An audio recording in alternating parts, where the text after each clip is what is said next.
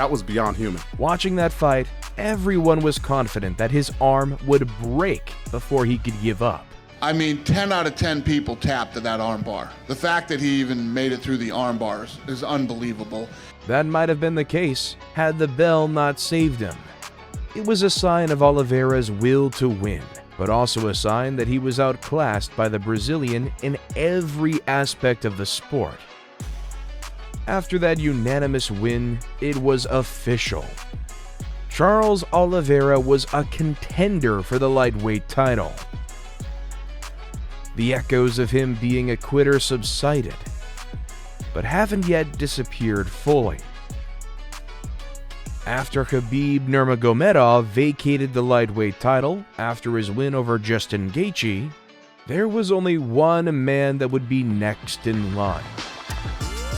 Charles Oliveira was called to fight for the belt against the newly promoted UFC fighter Iron Michael Chandler. Chandler had only one fight, a knockout win over Dan Hooker in his UFC debut. And many wondered whether he deserved to face Oliveira for the belt. However, Chandler is a tough dude, and he certainly wouldn't cower before the chance he was presented with. That I came in right away, kicked down the door, said yes to every opportunity, and I show up, I'm a working man, I'm going to say yes when you call. It was again a comeback tale for Oliveira. In the first round, he absorbed a tremendous amount of pressure from Chandler. The fight was even close to being called in Chandler's favor after he pummeled Oliveira with a series of punches to the head. The first round fully belonged to Chandler, and he had all the momentum. Charles was lucky to escape the round. The tide turned quickly in the second round, though. Oliveira completely shifted the momentum just seconds in, landing a flush left hand on Chandler's chin, using that momentum to get the TKO. And it was a short left hook that put Chandler down. That was the beginning of the end of that contest, but boy, was it nice.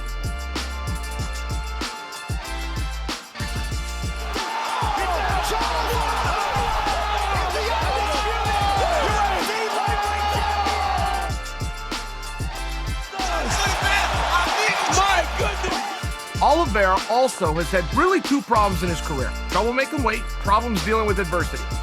To watch him weather that storm, to watch him deal with that, it was really something quite remarkable. He could have quit. He made a choice to be a champion. If there was any doubt before the fight, Charles Oliveira finally proved that Saturday night that he isn't just a transitional champion in the aftermath of Khabib Nurmagomedov's retirement. And for those who still weren't convinced, he would go on to prove it again and again.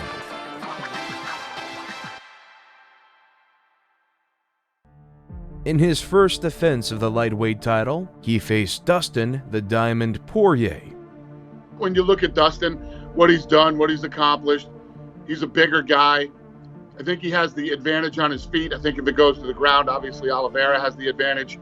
Coming into a fight against a guy like Dustin Poirier, who has proved time and time again that not only does he have a ridiculously high-level skill set in every facet of MMA, he also has the durability. Considered an uncrowned champion after his amazing winning streak. Excluding his Khabib loss, Dustin went on undefeated, 8 wins in a row with 1 no contest. These wins included Jim Miller, He's throwing lead, he is swinging. Anthony Pettis, maybe some cartilage popped in between his ribs. Justin Gaethje, hurt. Dustin Poirier, goodness! Knockout! Eddie Alvarez, The pressure from Poirier continues. Alvarez is done. Max Holloway, Massive He right hurt from us, these are Poirier. bad. Poirier and Holloway go the distance. Dan Hooker, and of course, his 2 consecutive wins against Conor McGregor.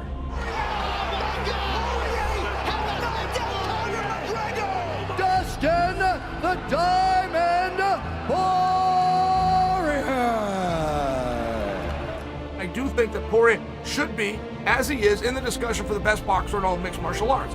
What I'm sharing for you is Oliveira is not far behind him. And I think a lot of people don't know that. I see a lot of similarities between us just in our careers, going up and down 45, 55, the longevity. I mean, this is most UFC experience in title fight history. Oliveira will give Poirier an opportunity at some point in this fight to beat him. He does in every fight. He checks out of every fight. He comes back.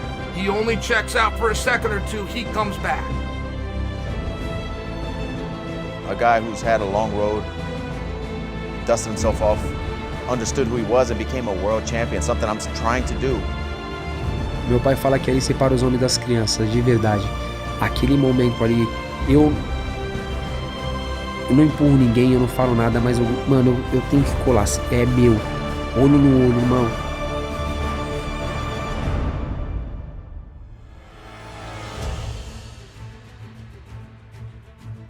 Well, here's what's interesting about Charles Oliveira. When Charles Oliveira fights, he fights like a berserker. Again, Oliveira survived a wild opening round, where Poirier knocked him down twice. Oh, big right hand over the top. He's in trouble. Oh. He's hurting Oliveira bad.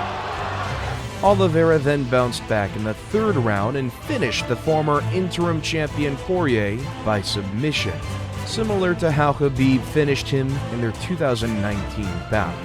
That's the difference between Oliveira and these guys. It's like they're all really good standing up. He's really good standing up. So there's kind of like an even playing field. But when that motherfucker gets a hold of you, you're in deep danger. Oliveira had to walk through hell to survive a wild round one. But he made Poirier pay by luring him into the kind of pace that Oliveira thrives in. The victory extended Oliveira's UFC record for most career finishes and provided him with the critical validation of defeating a fighter like Poirier. Na verdade é o seguinte, o Dustin é o cara mais homem que eu conheci hoje através da luta, né?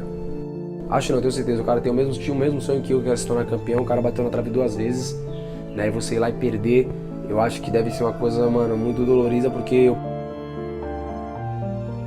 E eu acho que deve ser muito dolorido. E mesmo assim o cara fala, mano, eu vou doar $20 mil pra você e tal.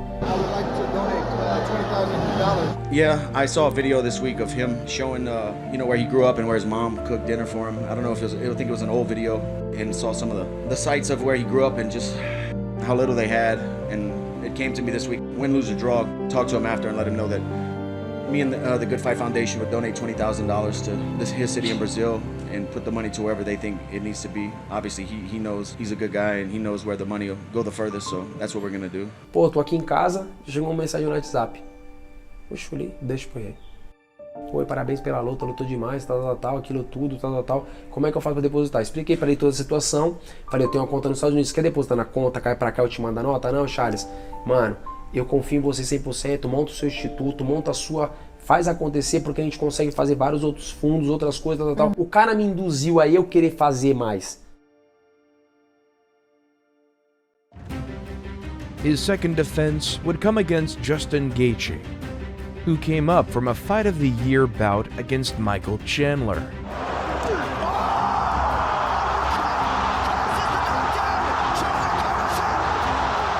It was a much anticipated matchup, and another one where Oliveira's opponent is known best for his striking and resilience. No disrespect to Charles, he is now the undisputed champion, and I can't wait to break his face. E agora deixa Gaethje, né? Vindo falando um monte de besteira. However, the fight was faced with unexpected issues from the onset. Oliveira initially didn't make weight, as he was half a pound over the 155-pound limit.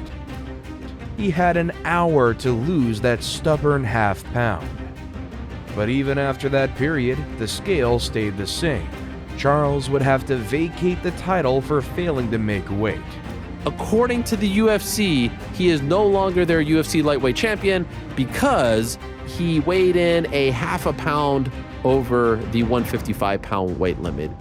He didn't make weight. We have rules. He didn't make the weight. He doesn't, you know, the belt is vacant. This is not a sanctioning body belt. This is not anything but a UFC belt. They can do whatever they want with it.